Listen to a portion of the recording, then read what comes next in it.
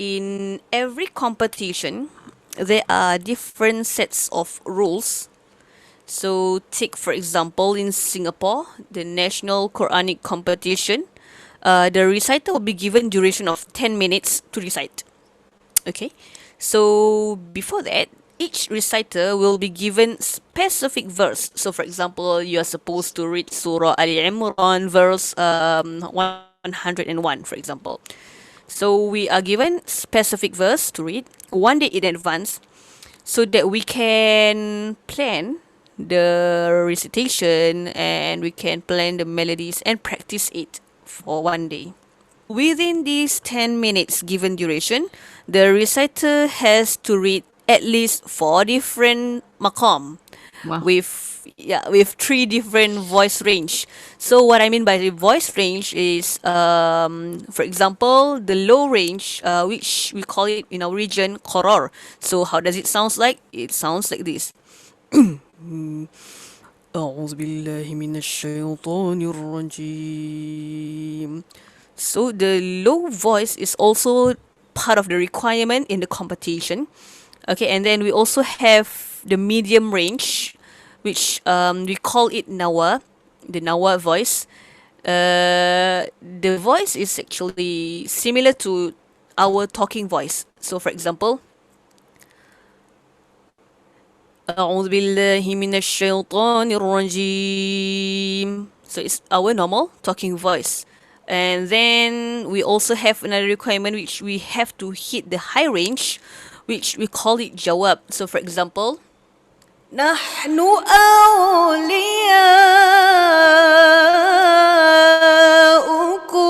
في الحياة الدنيا وفي الآخرة.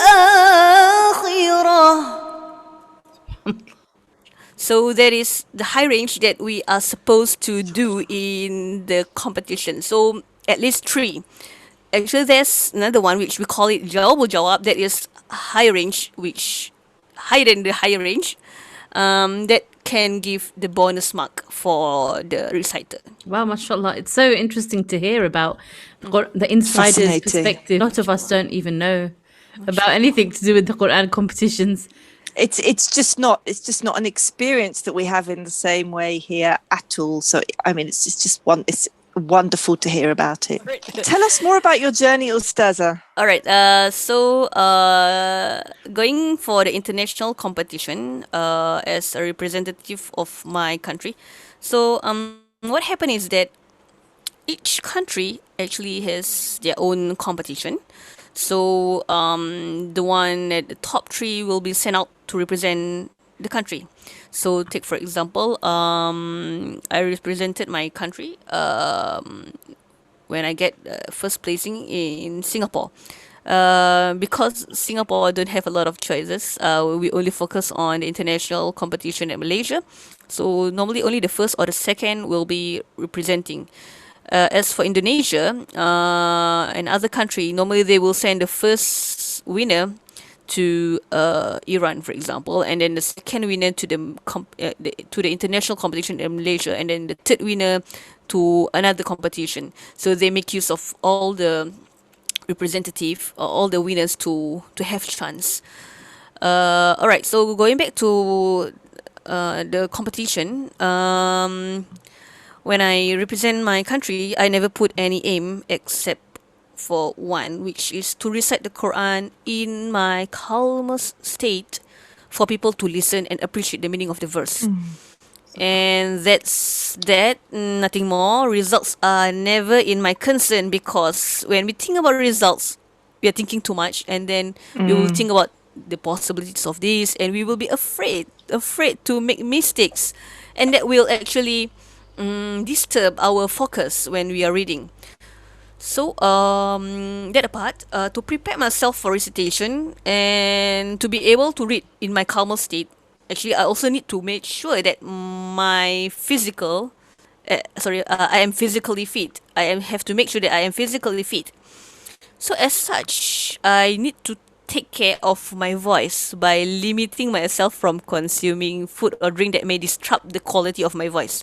So for example, avoid any sour food or drink. So say no to orange juice, which is my favorite. Okay, and I need to decrease spicy food consumption, which is also my favorite. I love spicy food so much.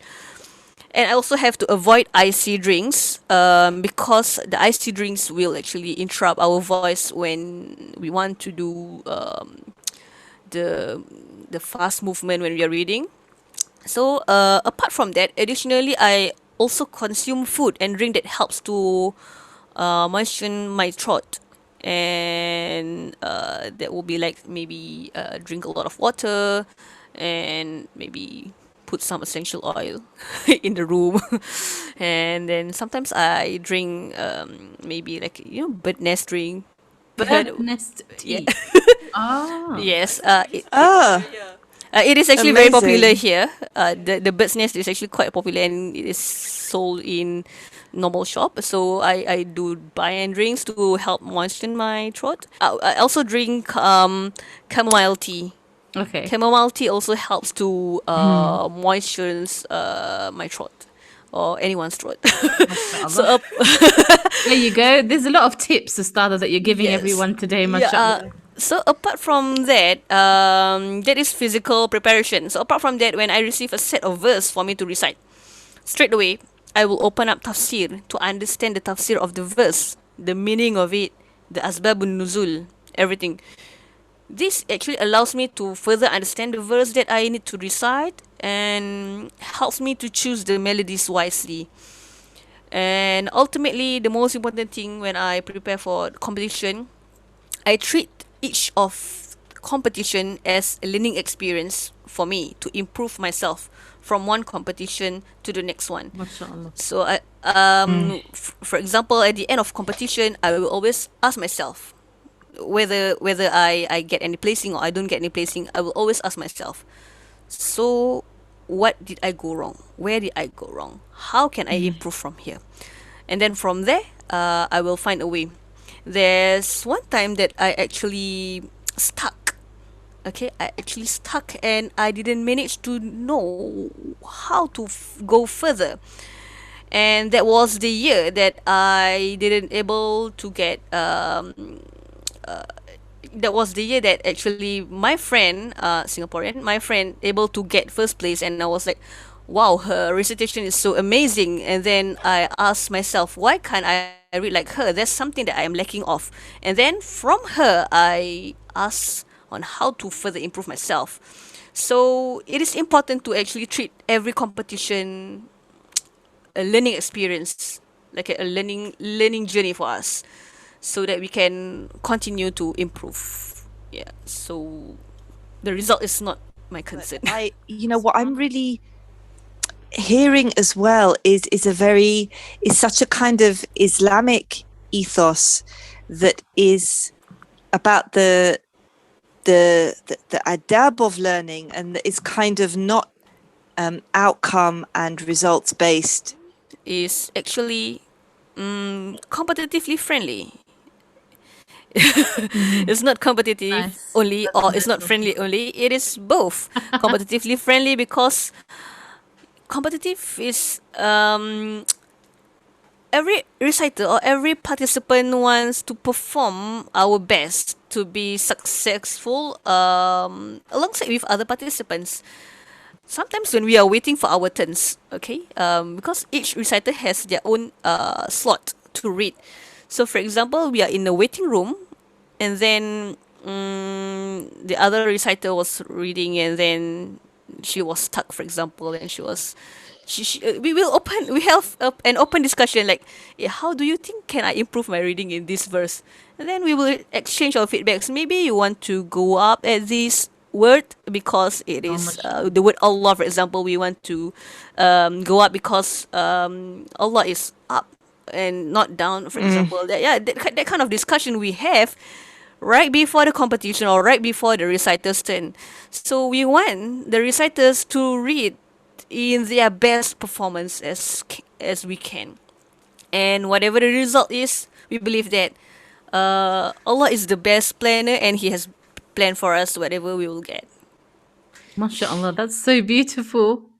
Oh, I wish I was there just to observe. MashaAllah. It's really heartwarming when you hear that, you know, subhanallah. A recitation competition is actually very beautiful because it is not like a competition where you want the others to fall down, but you want Allah. all of us to go forward and forward and forward. Subhanallah. Subhanallah. Subhanallah. So That's interesting. very beautiful. It's so interesting to hear you talk about this, and I can see me and Jumana we're just leaning in. We want to hear more and more. We want to be there. And, you know, subhanallah. Honestly, I've never heard of anything like this in my life. Subhanallah, it's so cool. Like, it's literally, you know how you imagine people at the peak of at the top of their, and that's what I was going to say, like profession, in the sense of people. When I say profession, I mean it in the sense of that you're taking something so seriously. You know, like being a professional at a sport, for example. There's a big difference when you're a professional in any sport compared to when you're just playing it on the weekend, or you know, you're not at a professional level.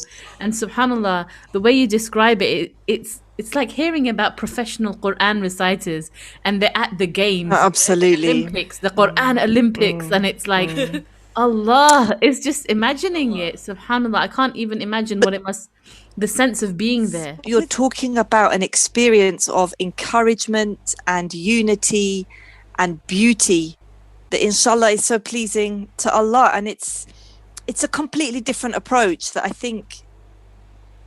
feel this is what children need to learn, and what we all need to learn is this spirit of generosity and beauty and sharing. I really make dua that when we can all travel again, that we can we can come and hear this. It would just be Subhanallah. amazing to actually come and listen.